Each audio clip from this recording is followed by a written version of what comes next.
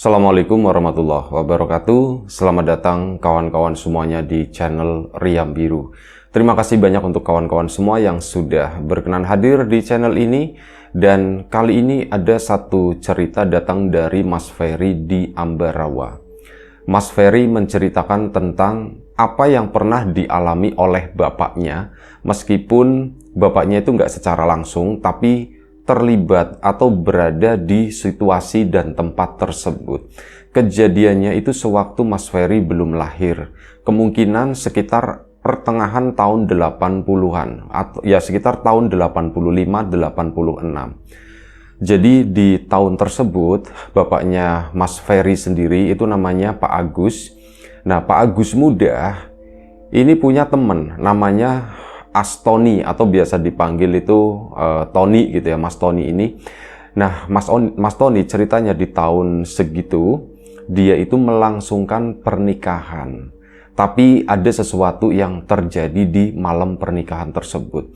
Ya, kita balik ke tahun 85 tadi. Gambaran situasi atau tempat atau kondisi gitu ya, di mana ya, listrik sudah masuk kampung tapi belum merata. Jadi masih banyak rumah-rumah yang belum dialiri listrik sama sekali. Salah satunya itu adalah rumahnya si Mas Tony tersebut. Ya, si Pak Agus sama Mas Tony itu teman akrab, teman main, sama-sama pemuda di situ ya. Dapat kabar kalau Mas Tony mau menikah itu seneng banget, soalnya ini si Tony sama Aryani, istrinya tersebut, sudah deket atau sudah pacaran gitu, sudah menjalin hubungan itu kurang lebih sekitar 4,5 tahun. Ya, setelah berusaha keras, putus nyambung dan sebagainya, akhirnya si Mas Tony pun berhasil meminang si Mbak Aryani. Ya, tentu saja itu seneng, teman-teman juga seneng, termasuk si Pak Agus kayak gitu, itu ikut bahagia lah di sana. Dan karena itu teman sendiri, Pak Agus pun menjadi ya orang yang ikut sibuk di persiapan pernikahannya si Mas Tony tersebut. Rumahnya Mas Tony itu rumah yang sangat sederhana, rumah semi permanen, ya permanen juga sebenarnya. Jadi temboknya itu hanya setengah ke atasnya itu masih pakai anyaman bambu, atau kalau bahasa sininya itu geribit gitu ya. Masih seperti itu, belum dialiri listrik. Jadi di rumahnya Mas Tony kesehariannya itu ya cuman mengandalkan lampu minyak semacam itu. Nah, ini kan kejadiannya itu bukan di rumahnya Mas Tony, melainkan di rumah mempelai perempuannya, di mana rumahnya itu sebelahan sama Mas Tony, jadi deket-deketan. Kondisi rumahnya Mbak Aryani sendiri itu juga sama. Ya, seperti itu, 11-12 sama rumahnya Mas Tony tadi. Si Pak Agus kan sibuk di rumahnya Mas Tony, bantu-bantunya di situ di rumah pengantin pria ya. Kalau di pengantin perempuannya, ya itu ada lagi lah pemudi-pemudinya, anak-anak gadisnya itu pada bantuin Mbak Aryani di sana. Ini kesibukan demi kesibukan dilewati, dan akhirnya malam atau hari H di mana pengantin dijejer itu pun terjadi. Nah, pas pengantin dijejer ini pas malam tamu anak mudanya. Jadi ada tamu orang tua sendiri itu udah duluan. Nah, ini di malam puncaknya itu tamunya itu tamu khusus pengantin gitu ya. Jadi teman-temannya pengantin yang diundang itu datang malam itu. Mas Agus atau Pak Agus itu ya seneng pasti ya, wah aku bagian dari panitia begitu kan. Dan ya aku pasti sibuk, tapi malam ini aku juga jadi tamu gitu. Akhirnya si Pak Agus pun ya dandan, pulang dulu, dandan rapi kayak gitu kan. Karena apa? Ada alasan di sana. Jadi si Mas Tony itu mengundang salah satu ya seseorang yang disenengin atau disukai sama si Pak Agus. Namanya itu Mbak Tuti. Ini banyak nama ya, mohon maaf nanti kalau salah-salah sebut, biasa keserimpet. Nah, Mbak Tuti ini adalah salah satu ya gadis di kampung tersebut yang memang sudah dikagumi oleh Pak Agus itu udah lama. Tapi kayak gitu, masih ya ngambang. Pak Agus sendiri ndak berani ngomong langsung, cuman sekedar salam-salam begitu doang. Kalau ketemu pun yang ada malu-malu, deg-degan kayak gitu. Misal ada si Mbak Tuti, Mas Agus malah menghindar. Ya karena apa? Karena malu begitu ya. Itu yang terjadi itu semacam itu. Tapi di malam pengantin ini, si Mas Agus karena tahu si Mbak Tuti bakalan datang, ya sudah Mas Agus itu udah pol gitu ya, dan itu rambut diklimis, pakai baju pun yang paling bagus, pakai parfum dan sebagainya. Fungsinya yang nggak tahu, toh dia juga nggak tahu berani ngedeketin Tuti atau gimana, tapi berharap ya nanti ketemu dan siapa tahu nanti Tuti ngeliat Mas Agus begitulah. Harapannya itu hanya sebatas itu. Udah, malam itu pun acara dimulai dari sekitar jam 7 malam. Pengantin itu udah keluar, udah duduk di pelaminan di depan rumah di situ ya. Ya, kondisi penerangan atau lampunya pun masih pakai lampu petromak gitu ya. Ada beberapa dan itu ya memang terang banget di sana. Tamunya lumayan cukup banyak di awal-awal dan Mas Agus pun akhirnya atau Pak Agus itu sibuk bantu-bantu ya itu panitia ya, nyiapin ngeluarin minum lah, nemenin tamu-tamu yang ada di sini, sementara pengantin nemenin yang di sana, bagi-bagi tugas semacam itu. Dilakukan sama Pak Agus, ikut bahagia, tapi kok saat ngelihat ke arahnya si Mas Tony, justru di puncak acara ini dia kok terlihat gak bahagia ya. Dia itu terlihat kayak ngelamun. Bahkan ada tamu-tamu belakangan ya, ini udah lumayan cukup malam, sekitar jam 7:30 gitu udah berjalan. Ini kan ada tamu. Si Pak Agus kan nemuin yang di sini gitu, misal di sebelah kiri. Nah di sebelah kanan itu ada tamu. Cuman kok pengantinnya kesannya cuek. Toh dia di atas itu juga cuman bengong. Istrinya juga ya kayak gitu. Kayak orang yang resah, gelisah gitu ya, ngeliatin suaminya kayak agak kesel juga gimana. Loh, ini ada apa gitu kan. Mas Agus itu jadi bertanya-tanya. Nah, akhirnya ada suatu momen di mana si Mas Tony itu turun. Dan Mas Agus itu ngeliat banget kalau Mas Tony turun itu nggak ngomong atau nggak izin, misal Dek, Mas turun sebentar ya gitu ya, mau pipis atau mau apa gitu. Ini nggak ngomong sama sekali. Nah Mas Agus kan jadi penasaran, begitu pengantinnya turun dikiranya mau nemuin tamu, tapi ternyata enggak. Dia itu ke samping ini, samping pelaminan di bawah sana, dan itu kan ada keluarganya yang pada namanya pengantin dulu itu, kalau misalnya ada pengantin, yang nonton itu rame.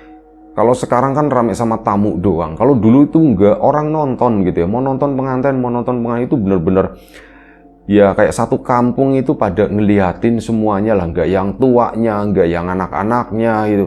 Itu kayak jadi momen hiburan tersendiri. Ini turun si Mas Tony tadi ketemu sama keluarganya, disambut sama keluarganya. Terus Mas Tony itu kayak enggak tahu, dia itu ekspresinya itu kayak orang marah, kayak orang kesel, kayak orang bingung gitu ya. Ini kenapa sih? Si Pak Agus pun akhirnya merapat ke sana, mendekat, coba curi-curi dengar gitu ya, barangkali ada informasi atau apa. Ternyata di situ Mas Tony cerita. Setelah ini ya, maksudnya ngobrol sama keluarganya, Mas Agus nggak kedengeran gitu, ada sound system juga waktu itu. Nah si Mas Tony pun akhirnya melipir, mau pipis atau mau apa, itu ditepuk sama Mas Agus. Gus, Ton, kenapa Ton? Ada apa? Gitu kan ditanya sama Mas Agus.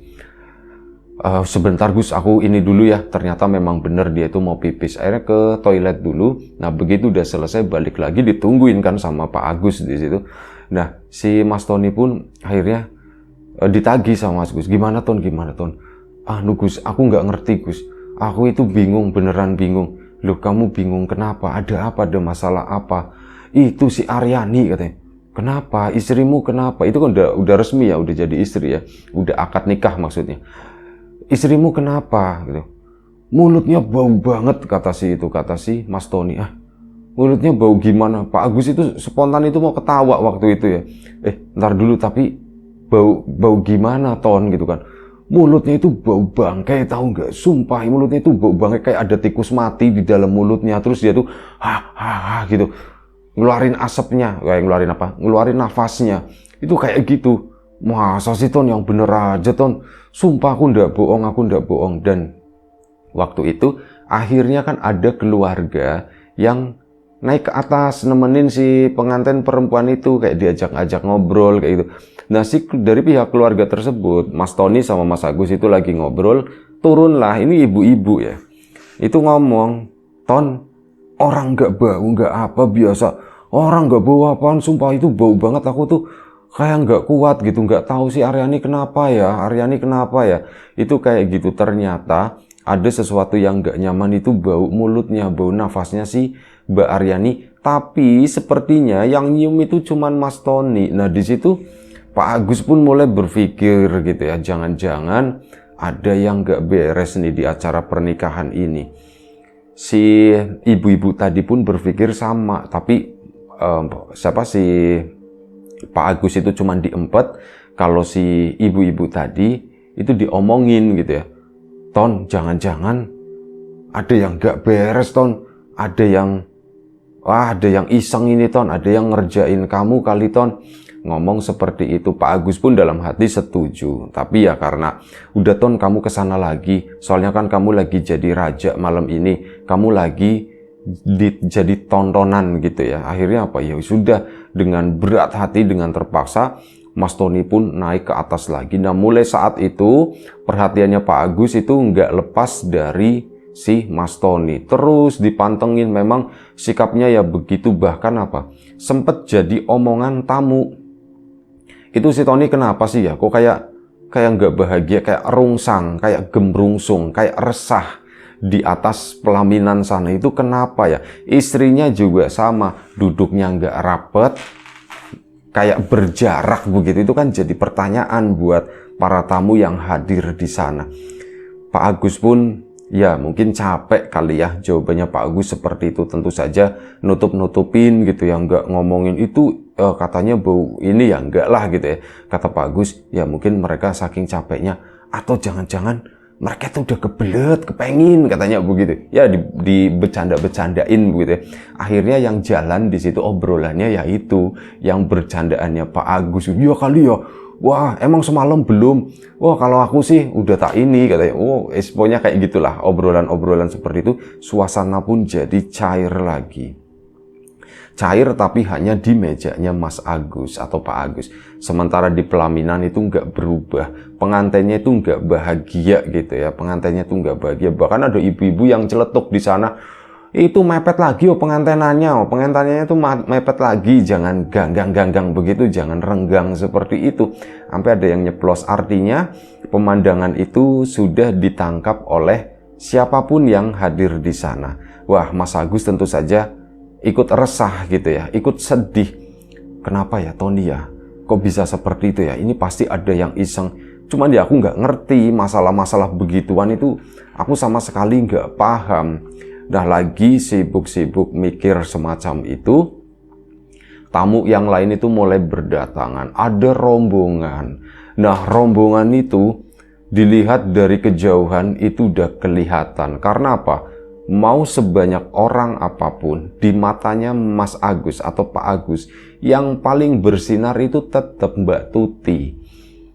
Itu yang paling bersinar. Dan di sana Mas Agus pun melihat bidadarinya gitu. Cering, mukanya tuh paling bersinar kata si Pak Agus.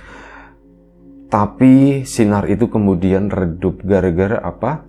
Mbak Tuti itu ternyata ada gandengannya. Di sampingnya itu ada seorang pria yang Pak Agus itu nggak kenal itu siapa gitu ya. Nah, Tuti sama cowok lain gitu ya. Jadi datang ke kondangan sama seseorang, apakah itu calonnya, apakah itu gimana. Lah, wis perasaan itu udah nggak enak banget, perasaan itu udah hancur. Padahal Pak Agus sendiri itu bukan siapa-siapanya Mbak Tuti. Mbak Tuti pun sebaliknya bukan siapa-siapanya Pak Agus. Ngomong suka, ngomong cinta aja ndak pernah. Cuman jadi penggemar rahasia. Tapi ya itu, hancurnya itu bener-bener. Lah wis pokoknya kata si Pak Agus, hatiku itu sakit katanya. Tapi tak pikir-pikir lagi, kenapa ya aku sakit ya? Toh Tuti juga gak ngelirik ke arahku atau apa. Lagi berpikir semacam itu, Pak Agus kan belum beranjak dari meja ya. Ini si rombongannya Mbak Tuti itu lagi antri mau masuk, ketemu sama apa sih Pak Gerayu, Pak Gerbagus begitu.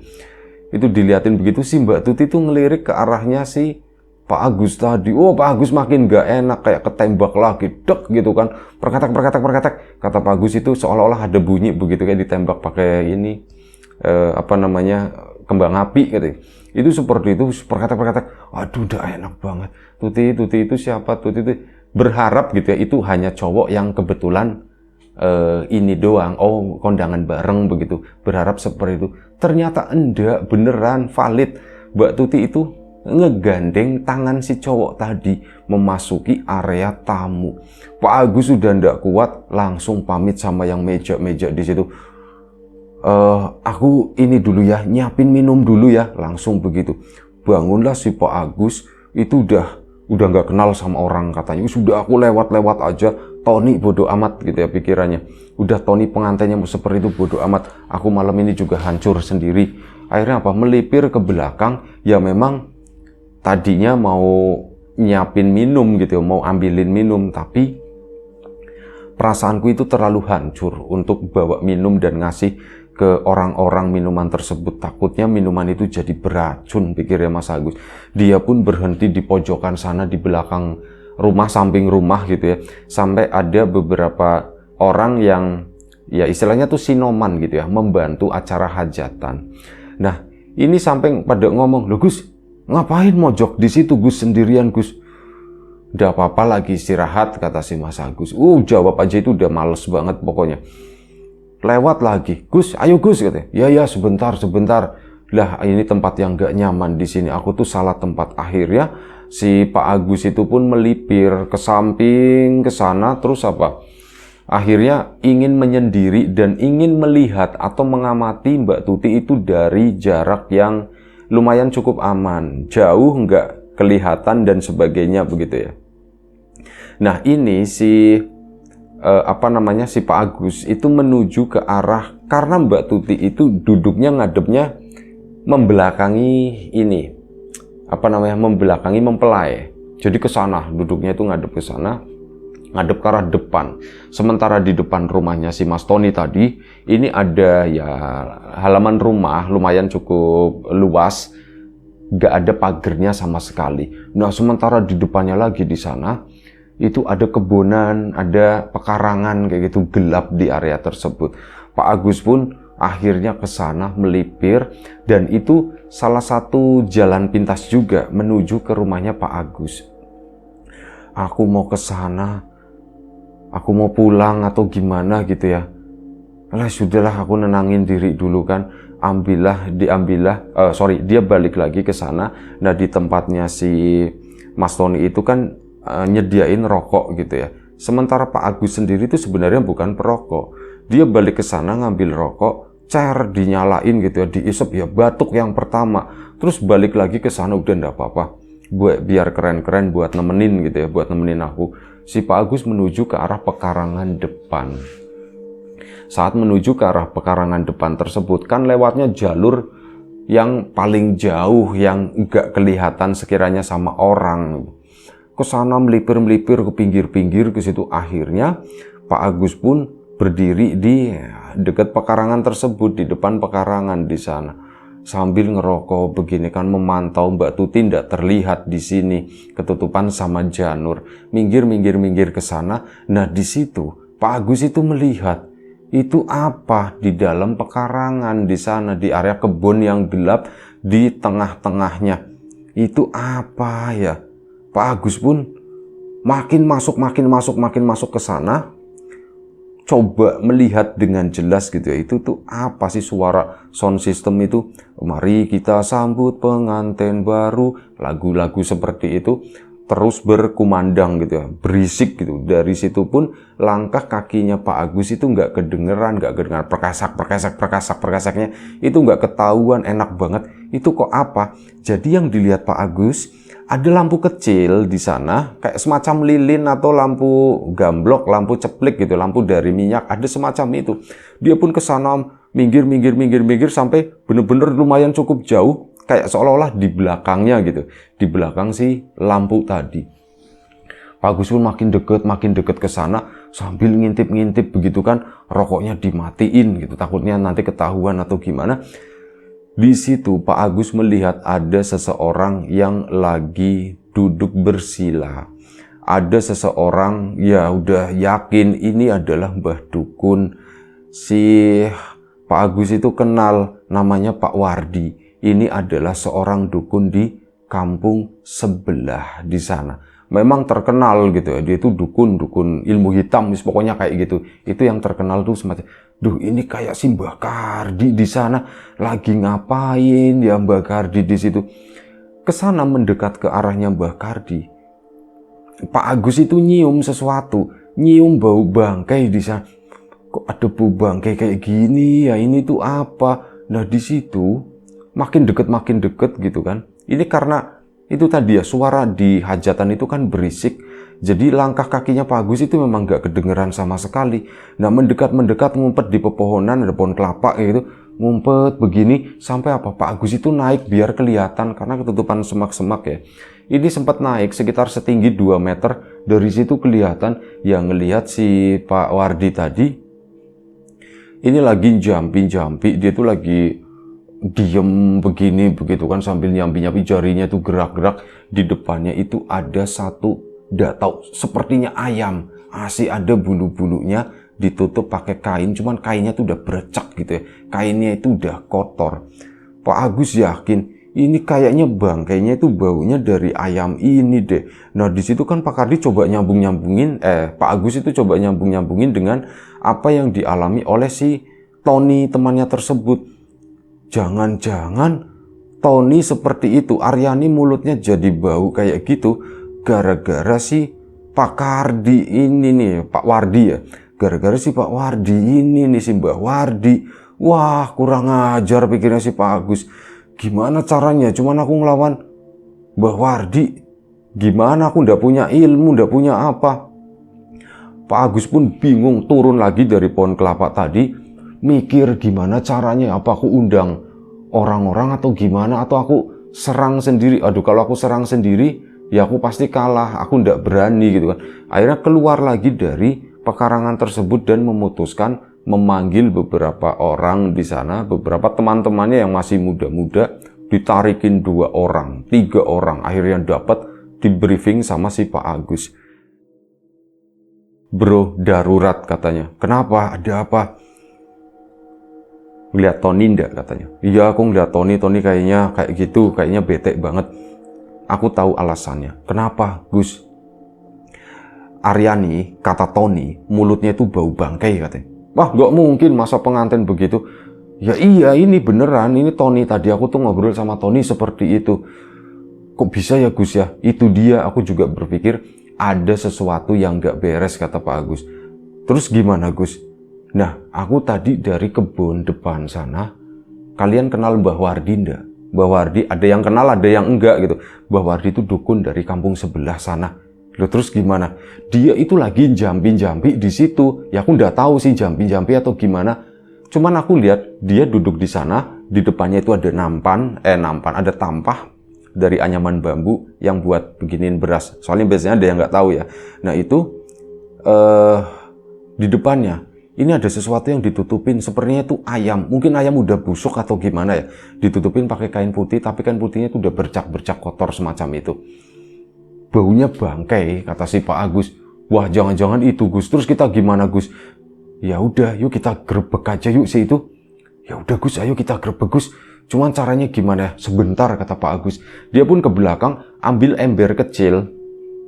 Gus, ngapain bawa ember? Udah, tenang aja. Ya wis. Akhirnya mereka berlima berarti ya. Mereka berlima pun melipir ke sana ke pinggir dan lampunya itu masih nyala di situ.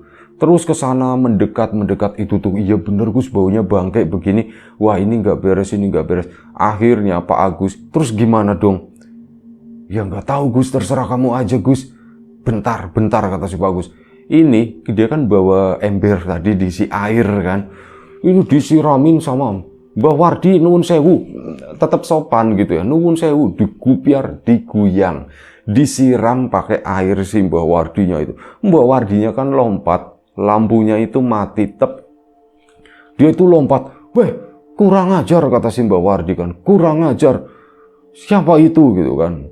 Bah, sampean lagi ngapain di sini? Kata si Pak Agusnya. Nah, ini teman-temannya pun, ya Mbah, sampean lagi ngapain Mbah di sini Mbah? Kayak gitu Mbah. Kalian itu ikut campur aja, kata si Mbah Wardinya. Oh, dasar anak-anak muda, anak-anak nakal katanya. Udah, sampean yang nakal Mbah, sampean udah tua kok kayak gitu. Ngapain Mbah? Sampean pasti lagi ngerjain pengantin kan? Awas tak bilangin sama warga loh. Awas tak bilangin sama warga. Nah, di situ Mbah Wardinya pun gak jawab apapun. Dia langsung kayak kabur masuk ke dalam kebun sana, tapi ya nggak diikutin sama Pak Agus dan yang lainnya. Takut, soalnya sebenarnya itu masih ada rasa takut. Akhirnya pulang lagi, balik lagi ke sana. Tuh kan, bener kan? Iya Gus, beneran Gus kayak gitu Gus. Terus gimana ya Gus? Itu kan udah di stop ya Gus ya? Itu kira-kira Aryani masih bau mulutnya ndak Gus? Ya ndak tahu, kata si Mas Agus. Bentar, tak tanyain sama si Tony. Si Pak Agus itu ke atas bener-bener ke atas pelaminan di situ ya. Ngomong ngebisikin ke Tony, Ton, coba Ton, dicobain Aryani mulutnya masih bau atau enggak, dibisikin seperti itu. Maksudnya gimana Gus gitu? Ya udah cobain aja, cobain gitu kan, cobain nanti tak ceritain semuanya. Ya. Si Mas Tony dengan ragu, Dek gitu kan. Si Mbak Aryani pun jawab kayak, ya Mas. Jawabnya pun agak kesel masih gitu ya. Ya Mas. Kamu udah apa-apa? Ya pokoknya basa-basi di situ. Dan udah nggak bau, kata si Mas Tony. Udah nggak bau Gus, udah nggak bau katanya begitu kan. Alhamdulillah. Nah saat itu ternyata di belakangnya Mas Agus ini ada seorang perempuan itu mau pamitan pulang. Terus apa? Ya nungguin di belakangnya Mas Agus gitu kan. Mas Agus nengok ke sana, deng, ternyata itu Mbak Tuti gitu kan. Tuti gitu. Kenal Mbak Tuti sama Mas Agus, kenal Mas Agus sama Mbak Tuti itu juga kenal. Tuti, Agus gimana kabarnya? Salaman sama Mas Agus. Ya alhamdulillah kabarku tuh seperti ini. Kamu ini mau, iya aku mau pulang dulu, mau permisi. Oh ya silakan. Itu udah lemas. Ya udah aku turun dulu. Si Pak Agus pun turun di sana dengan hati yang berbunga-bunga begitu ya. Padahal cuman begitu turun di bawah langsung ngumpet. Si Pak Agus itu nggak berani ngelihat, takut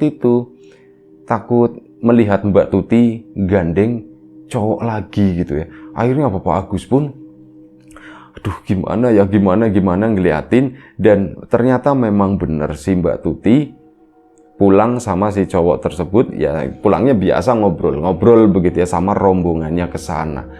Pak Agus pun ngedeket lagi ke arahnya si Tony. Kenapa Gus? Tony-nya itu langsung nyambung gitu ya. Kenapa apanya Ton? Sini bentar. Jadi Pak Agus posisinya masih di bawah, disuruh sini bentar. Kamu gimana sama Tuti gitu? Gimana apanya Ton? Oh, orang dia udah ada ininya, ya enggak lah, kata si Pak Agus. Enggak lah, aku enggak mau ngerusak hubungan orang. Kamu itu enggak tahu ya Gus ya? Enggak tahu apa? Tuti itu udah nikah tahu Gus. Di situ tambah dok lagi gitu kan. Ton, iya Ton, ya wis lah, udah. Aku bercanda kata si Mas Tony. Maksudnya gimana Ton? Jangan bercanda kayak gitu dong Ton. Tahu enggak? Itu yang tadi datang ke sini, itu bukan pacarnya Tuti katanya. Lah terus siapa? Itu ada harapan lagi kan? Itu tunangannya. Lah sama aja kata si Pak Agus. Bukan Gus, bukan. Itu saudaranya katanya. Itu saudaranya, itu bukan pacarnya, kata si Mas Tony-nya. Ton, yang bener Ton. Sumpah beneran, aku ngapain aku bohong gitu. Itu tak undang semuanya dua-duanya gitu. Itu saudaranya, itu kakak sepupunya. Oh jadi gitu. Tapi mereka nggak pacaran? Enggak, mereka tuh nggak pacaran katanya. So, alhamdulillah. Ya wes. Udah aku ngelanjutin ini ya, pengantinanku sampai kelar. Iya, Alhamdulillah ya udah nggak bau ya. Ya emang gimana Gus, emang gimana Gus? Nanti ceritanya itu nanti aja. Pak Agus malam itu bahagia, makin rajin gitu, bantu-bantu ngambilin minuman, naruh lagi seperti itu. Pokoknya semangatnya itu bener-bener membara lagi. Sampai malam pun makin larut. Sekitar jam 11 malam, itu udah mulai sepi tamu begitu ya. Tamu udah mulai sepi, pengantin pun udah ganti baju, pakai baju biasa. Yang perempuan itu membaur, yang laki-laki juga membaur di sana, karena yang malam-malam itu kayak keluarga, terus bener-bener teman-teman deket di sana. Si Pak Agus pun akhirnya cerita ke si Mas Tony. Jadi begini Ton, disaksikan sama teman-temannya yang lain. Tadi itu kamu sama ini tuh ada yang ngerjain sama Aryani. Mbak Aryaninya pun akhirnya jadi itu ya, mendengarkan gitu kan. Itu ada yang ngerjain siapa? Yang ngerjain itu Mbah Wardi dari kampung sebelah gitu ya. Ini kamu bener? Iya aku beneran. Tanya nih anak-anak gitu kan. Iya bener-bener aku saksi. Ada yang ngelihat 4 orang yang lain kan itu saksinya. Dan Mbak Aryani pun di sana ngebuka. Pantesan Mas, aku dari tadi Mas punggungku itu gatel banget. Kayak ada yang garuk-garukin. Ada yang garuk-garukin kok malah tambah gatel. Ya maksudnya gimana ya Mas ya? Kayak geli-geli kayak gitulah kata si Mbak Ari. Tak tahan, aku nyari ke belakang ini apa? Jepetnya gitu ya. Apa penitinya ada yang lepas atau apa? Ya ternyata ndak ada. Dan itulah yang dirasakan Mbak Aryani. Sementara Mas Tony itu merasakan mulutnya Mbak Aryani itu bau bangkai gitu. Dan ya sudah malam itu alhamdulillahnya acara pengantinnya Mas Tony pun berjalan dengan lancar, berjalan dengan mulus. Si Pak Agus pun dapat kabar yang bagus dan malam itu bahagia sampai pagi. Dan akhirnya setelah acara itu selesai semuanya, nah ini si Mas Tony pun udah jadi orang biasa ya, udah bukan jadi raja, jadi pengantin lagi. Udah jadi orang biasa, ngomong sama Pak Agus, Gus, mending kamu deketin aja Tuti katanya. Aku udah berani Ton, yuk tak anterin katanya. Ya tak anterin sama Aryani itu sama istriku. Oh, enggak apa-apa nih. Ya udah enggak apa-apa, yuk main yuk ke sana, main ke sana. Akhirnya diajak mainlah ke tempatnya Mbak Tuti. Dari situ mulai kenal Pak Agus. Ya mulai ngobrol-ngobrol, seneng dan sebagainya sampai akhirnya hubungan itu makin dekat dan ya sudah si akhirnya hubungan itu singkat cerita aja. Mbak Tuti itu mau sama Pak Agus. Dan akhirnya menikahlah mereka. Lahirlah Mas Ferry yang menceritakan cerita ini. Jadi ya, ini adalah kisah dari bapak ibunya Mas Ferry yang diwarnai dengan kejadian seperti itu. Di mana ada pengantin yang itu ya, coba untuk digagalkan, diganggu lah malam itu. Dan ternyata ya, alasannya itu nggak jauh-jauh dari kecemburuan. Ternyata Mbak Aryani sendiri itu dulu memang pernah punya pacar. Itu udah lama banget gitu ya. Dan udah putus. Si pacarnya tersebut, mantannya itu udah punya lagi. Tapi nggak tahu, mungkin masih nggak terima gitu ya. Dan akhirnya melakukan hal tersebut. Dan ini hasil ini setelah beberapa orang, termasuk dari keluarganya Mas Tony sendiri, itu datang ke rumahnya Mbak Wardi, nanyain perihal tersebut. Dan Mbak Wardi pun, ya mungkin karena tertekan atau gimana, bahkan sampai RT di situ itu ikut datang gitu ya, nemuin Mbak Wardi. Ya Mbak Wardi akhirnya buka suara semacam itu. Tapi hal itu memang enggak diteruskan, enggak diperpanjang lagi gitu ya. Lah toh udah selesai semuanya, Mbak Aryani juga udah lama lah, enggak usah diperpanjang yang kayak gitu, udah biarin aja kita hidup tenang katanya. Itu saja satu cerita dari Mas Ferry. Terima kasih banyak Mas Ferry atas ceritanya.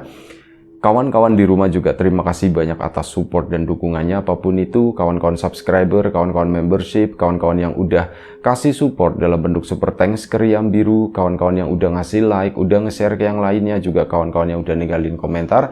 Terima kasih banyak semuanya. Semoga kebaikan-kebaikan itu nanti dikembalikan lagi ke kawan-kawan semua menjadi sesuatu yang lebih besar, sesuatu yang lebih berarti, dan sesuatu yang lebih bermanfaat lagi nantinya.